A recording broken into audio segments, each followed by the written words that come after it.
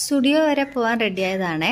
എൻ്റെ മോള് തിരിച്ചു പോകാൻ സമയമായി ഹോസ്റ്റലിലേക്ക്. 10-13 ദിവസം ഉണ്ടായിരുന്നല്ലോ കേട്ടോ. അപ്പം ഒരു ജീൻസ് എടുക്കാൻ വേണ്ടി വന്നതാണ്. ജീൻസും ഒരു ഷർട്ടും വേണമെന്ന് പറഞ്ഞിട്ടുണ്ടായിരുന്നു. എപ്പോൾ വന്നാലും എടുക്കാതെ പോകത്തില്ല കേട്ടോ, ഒരു ഡ്രസ്സെങ്കിലും. പിന്നെ ഷൂ വേണമെന്ന് പറഞ്ഞ് ഷൂ ഒക്കെ നോക്കിക്കൊണ്ടിരിക്കുകയെന്ന് ഞാൻ പറഞ്ഞു ഇപ്പം വേണ്ട, പിന്നെ വാങ്ങിക്കാമെന്നും പറഞ്ഞ് അതവിടെ വെപ്പിച്ചേ. എന്നാലും നോക്കട്ടെ എന്നും പറഞ്ഞ് എല്ലാം നോക്കുവാന്ന്. പിന്നെ രണ്ടുപേരും കൂടി ലിപ്സ്റ്റിക്കിൻ്റെ അടുത്തോട്ട് വന്നേ. പിന്നെ പെൺപിള്ളേരല്ലേ, ഇത് കണ്ടാൽ പിന്നെ ഇത് നോക്കാതെ പോകത്തില്ലല്ലോ. അപ്പം ലിപ്സ്റ്റിക്കൊക്കെ ഉണ്ട്, അതുകൊണ്ടൊന്നും എടുത്തില്ല.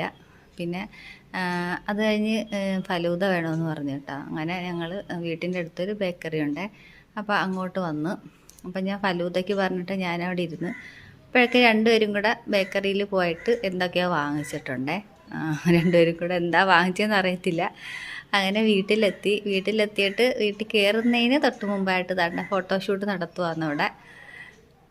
അപ്പം ഇതൊക്കെ കേട്ടോ വാങ്ങിയത്. അപ്പം ബേക്കറിയിൽ നിന്ന് വാങ്ങിയത് ലേസും ഡയറി മിൽക്കൊക്കെ അനിയത്തിക്ക് വാങ്ങിച്ചു കൊടുത്തതാണ്, കുഴലപ്പം. പിന്നെ ഫലൂദയൊക്കെ കഴിച്ച് അടിപൊളി ഫലൂദയായിരുന്നു കേട്ടോ. പിന്നെ ഹാജിറായ്ക്ക് ഒരു ചെരുപ്പ് വാങ്ങിച്ചിട്ടുണ്ടായിരുന്നു. ഇതാട്ടോ ചെരുപ്പ്.